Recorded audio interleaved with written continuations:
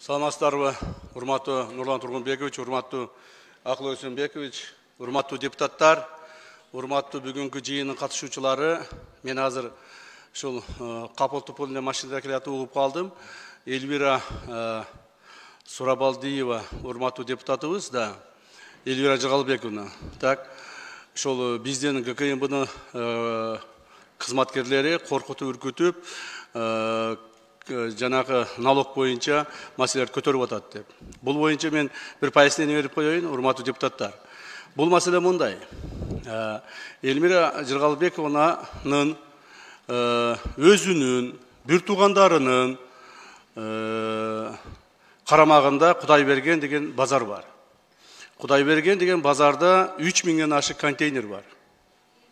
Так, ошол контейнерлерден булар, мен эми түшүндүрүп бергенге мажбур болуп атам. Бир нече мындай маселелерди ачканга мажбур болуп атам. Ошол контейнерлерде булар ар бир адамдан контейнерден 2000-3000ден жыйнадык деп отчет беришет. А бирок жыйнаганы, эң аз жыйнаганы 7000ден 15000ге чейин жыйнашат.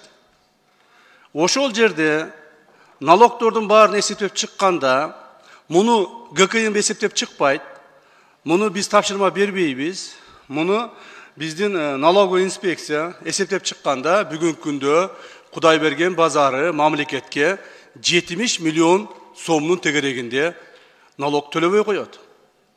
Так, бул боюнча акты түзүлгөн, жана муну булар төлөөгө милдеттүү. Бул элдин, мамлекеттин акчасы.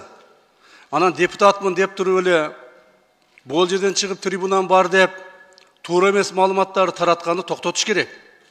Биз эч кимге эч кандай мыйзамсыз мамиле кылбайбыз. Кылууга акыбыз дагы жок. Анан сырткары дагы бир эки урматтуу биздин депутаттарыбызга иштер бар.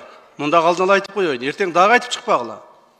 Так, кээ бирлерине өтө оор кылмыштарга байланыштуу иштер азыр дайындалып, уже экспертизалар чыгып атат. Жакында Ген прокуратура иш козгой турган болсо, ага дагы айтып чыкпагыла. Өтө оор кылмыштарга шектелүү адамдар бар, араңыздарда отургандар. Ал шектелүүнү биз териштирип чыгышыбыз керек. Ал боюнча бизге керектүү адамдар өздөрүнүн арыздарын берди. Биздин милдетибиз. Эгерде ошол арыз түшсө, биз аны карабай койсок, ошондо айтса болот. Мына мен арыз жаздым, мен арызым карабай атышат депчи. Эгерде биз ошо текшерүү маалында, же болбосо иликтөө маалында ал кылмыштар такталбай турган болсо, аны дагы сот аркылуу чечим кабыл алынат. Ошондуктан, урматтуу Элмира Жыргалбековна, сиз маган эч кандай претензия коюуга мындай негиз жок. Мен сизди көргөн да эмесмин, сүйлөшкөн да эмесмин, учурашкан да эмесмин, байланышкан да эмесмин. Так, ошондуктан сизди депутат катары сыйлайбыз. Эгерде сиздин кайсыл бир деңгээлде мыйзам менен өзүңүздүн бир проблемаңыз болсо, налоговый инспекцияга барыңыз, олтуруңуздар, разберитесь, так. Андан кийин гана айтсаңыз болот. Эч кандай бир адамыңызды апарып биз камаган жокпуз, же башка кылган жокпуз. Жок жерден айта берген туура эмес болот. Тем более мен атымды атаганда, значит, мен атымды атап, фамилиямды атасам эле баары ушундай болуп кетет экен деген ойдон алыс болуңуздар. Мыйзамдын чегинде гана барыңыздар. Эгерде претензияңыз болсо, дагы бир жолу айтам, налоговый инспекциянын башчысы баруу берди. Ким эле? Туруп коюңузчу. Вот налоговый инспекциянын башчысы отурат. Ушуга претензияңызды айтыңыз, налогуңузду төлөңүз. Эгерде налог төлөбөй турган болсоңор, мыйзамдын чегинде биз чараны колдонобуз. Рахмат, кечиресиз. Дагы бир жолу айтайын сизге. Сизди мен көргөн да жокмун, сүйлөшкөн да жокмун, уккан да жокмун, билген да жокмун, эч кандай сиз менен байланышым жок. Бул бир.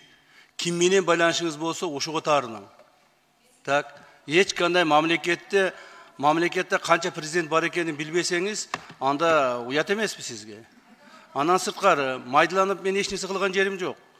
кечеки жараныңыздын, сиздин жараныбыз деп ататкан адамдын чыгарылышын ага дагы эми сөз бересизби, бербейсизби же тартиптүүрөөк болбойсузбу? Сизди угуп турдум го. Тартиптүүрөөк болуп туруңуз, пожалуйста. Так.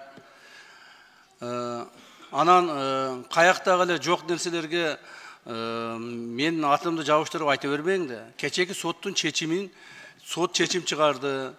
Ички иштер министрлиги расследование жүргүздү. Прокуратура аны утвердить этти. Причем тут я? Еще раз говорю. Ну, естественно. Это не я, не наше ведомство. Суд принял решение и выдворили. И что я должен? Я даже об этом не знал. Понимаете ли? Я бегаю по командировкам, работаю, уже 2 дня встречаю коллег. Я даже не знал о том, что его выдворили. Только ночью, когда домой приехал, после этого узнал. Во-вторых, вы ознакомьтесь, почему его как бы выдворили. Анан эми жөнөн айта бересиз, уят эмеспи? Эми сиз акылдуу адамсыз. Ал эми сиздин атаңыз боюнча атамды өлтүрүп койду дейсиз. Атаңызды өлтүрүп койсо, ал убакта мен 2005-жылы депутат элем. Атаңыз как раз атып койгондон кийин 15 мүнөттөн жанынан мен жетип барганмын. Билбесеңиз. Так, ошол жерде мына биз ошол жерде көргөнбүз ошонун бардыгын. Мени эч кандай билбейт деп айта бербеңиз. Кимдин эмне кылганын да өзүңүз жакшы билесиз. Алар менен кайра достошуп жүрөсүз.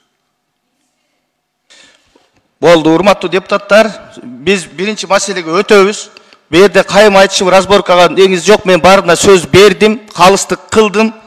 Андыктан суроо жооптон мурун жыйыштырып негизги маселеге өтөбүз. Анда негизги маселе Кыргыз Республикасынын 2021 жыл үчүн республикалык бюджеттин аткарылышы жөнүндө отчету тууралуу Демилгечи министрлер кабинетинин төрагасы Акылбек Үсөнбекович Жапаров, баяндамачы дагы Акылбек Үсөнбекович Жапаров чакырылгандарды көрүп турасыздар. Мен узун тизмени окубай эле коеюн.